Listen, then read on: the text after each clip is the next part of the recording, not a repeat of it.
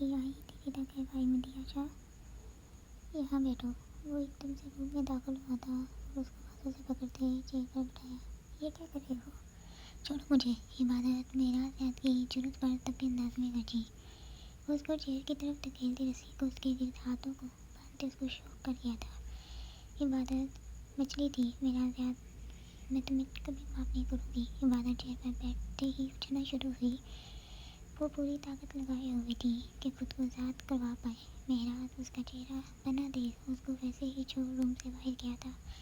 काम हो गया। अभी वो बाहर आया था कि अपने मैनेजर को देख पूछा, यस सर, आपका काम हो गया है, गाड़ी को ले आया हूँ। मैनेजर ने आराम से जवाब पास किया था, ठीक है, बस फिर निकाह की जो तैयारी रहती है वो मुकम्मल करो। वो तो टोक बोलते वापस से रूम में दाखिल हुआ था। मेहराज यार, ये जो तुम कर रहे हो ना वो बिल्कुल भी अच्छा नहीं है। इबादत उसको वापस रूम में आते देख चीखी दी। वो बिना सुने कबूर की तरफ गया था। इबादत मुझे पता है मैं क्या कर रहा हूँ, तुम सिर्फ इतना जान लो कि अभी कुछ देर में हमारा निकाह होने वाला है। वो छोटा सा कपड़ा लेती है उसके करीब आया था और उसको बोलने के लिए तैयार होते देख इशारे से मुंह बंद कर दिया था। वो मछली की तरह तड़पी थी और वो उसको ऐसे उठते देख मुस्कुराया था। वो जानता था वो जो कर रहा है वो गलत है, मगर अभी उसके पास इसके अलावा कोई रास्ता नहीं था। मैं कुछ देर में वापस से हाजिर होता हूँ। मेरा ज़्यादा से मुस्कुराते उसके बालों को उसके चेहरे से दूर करते बोला तो इबादत के बेबसी से भरे कितने आंसू बहे थे। पहले दुल्हन से रजामंदी ली जो उनकी तरफ से गवाह हैं, वो भी दुल्हन की दस्तक भी करवा रहा है। मौलवी ने निकाह के पेपर सामने करते मेराज ज़्यादा और उसके चंद दोस्तों की तरफ देखा था। जी जैसा आप बोले। मेराज का मैनेजर जल्दी से आपके पास था और पेपर्स पढ़े थे। मौलवी की नज़र में ये दुल्हन का भाई था। मेराज फ़ोन के बहाने उठा था। मैनेजर के पीछे ही ऐसे रूम में दाखिल हुआ था। सर अभी। मैनेजर जो अंदर आते ही उलझा चुका था अपने बॉस की तरफ देखा था। मेराज ने पेपर्स पकड़े थे। वादर जो पेपर से किंतु करते आँखें पार देखने के अलावा कोई रास्ता न रहा था। तुम भाई वेट करो। मेराज जो बादल के बिल्कुल सामने घुटने के बल बैठा था हुक्म दे दिया तो मैनेजर ने हुक्म मानते कदम भाई की तरफ लिए। मैं जानता हूँ बहुत बहुत गुस्सा आ रहा है तुम्हें, लेकिन क्या करूँ, तुमने मुझे मजबूर किया ये सब करने पर। मेराज उसकी आंखों से आंसू निकलते देख उंगली से चुन गया तो बादल का पास नहीं चढ़ा था। अभी टांग मार कर उसको दूर फेंक देती। जानती हो ये किस चीज़ के पेपर थे? पता तो होगा तुम्हें। मेराज अपने रूम में पहुँचे कोट से पेन निकाल लिया। मुझे पता है तुम खुद से साइन कभी नहीं करोगी, इसलिए मैं यहाँ आया हूँ ताकि तुम्हारे हाथ को अपने हाथों में कैद करके ज़बरदस्ती पेपर्स पर साइन कर सकूँ। मेराज जो बताने के साथ अमल भी जारी कर चुका था उसके हाथ को मजबूती से पकड़ते मुश्किल से भरे ही सही इबादत के साइन नहीं किया था। रिलैक्स इबादत। मेराज जो उसको तड़पते मचल से हैरान हो रहा था उसको प्यार से बोलते मुस्कुराते हो रहा था। ज़बरदस्ती से भरा निकाह मुबारक हो। वो खड़े होते ही पुरजोश अंदाज में कहते रूम से बाहर आया था। मौलवी ने निकाह पढ़ाना शुरू किया था।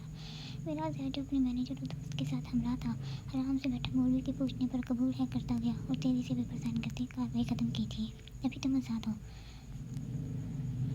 वो सबको पार करते रूम में दाखिल होते इबादत को खोल दो टोक बोला था। इबादत तेजी से उठती खड़ी हुई थी। लाल चेहरा, आंसू के निशान गालों पर पड़े। मेराज हाथ को खोने पर मजबूर कर दिया। तुम्हें क्या लगता है तुम्हारी ऐसे निकाह करने से मैं ये कबूल कर लूँगी?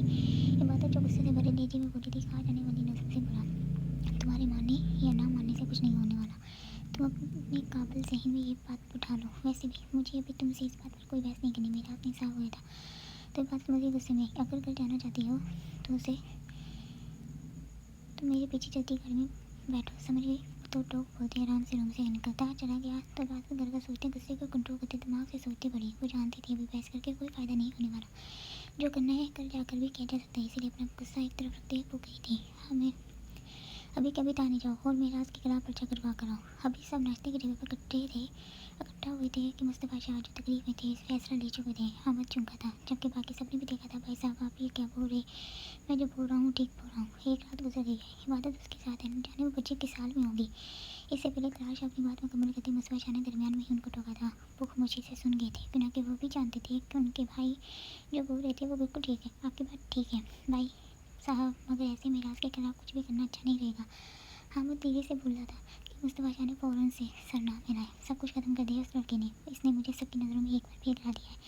मुझे लगा था अब वो समझदार हो गया, एक बेटी का बाप बन गया, अकल आ गई होगी, मगर वो कहते सांस लेने के लिए रुके थे। मैं गलत था, वो अभी भी समझदार नहीं हुआ। मैं उसको इस हरकत के लिए कभी माफ़ नहीं करूँगा। उसके खिलाफ अगवा करने का केस दर्ज करवाओ। वो किसी भी हमदर्दी के लायक नहीं है। वो गुस्से से करदार आवाज़ में बोली जिससे सभी डरे और हैरान हुए थे। मेरा इससे हर रिश्ता ख़त्म हो गया। वो तकलीफ से बोले ही थे कि फ़हीम बेगम का दिल बैठा। वो माँ थी, कैसे ये सब बर्दाश्त करती। पहले भी कहा, अभी मेराज और मुस्तफ़ा शाह में सब कुछ ठीक था कि वो अभी एक बार फिर दरमियान में दीवार खड़ी हुई थी। पापा, मेराज भाई आ गए। अभी हामिद कुछ बोलता। हुमा जो किचन में थी, खिड़की से बाहर घर में गाड़ी को दाखिल होते देख खुशी से भागते डाइनिंग टेबल तक आई थी। सब एकदम से उठे थे। ज़ियान हामिद जो ऊपर थे रूम में वो भी गाड़ी को देख नीचे की तरफ लग गई। चाचू इबादत जो गाड़ी से देख के निकल घर में भागते दाखिल हुई थी, सामने ही अपने चाचू को आते देख टूट गई थी।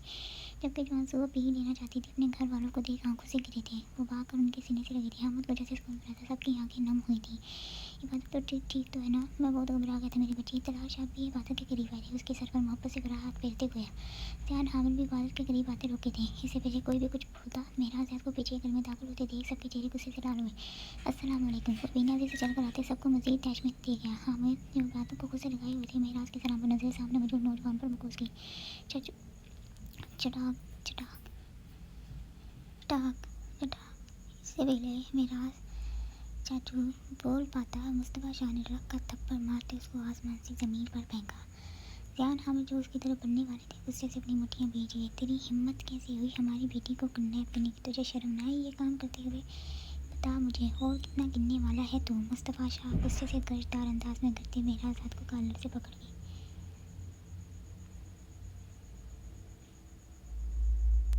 जारी है।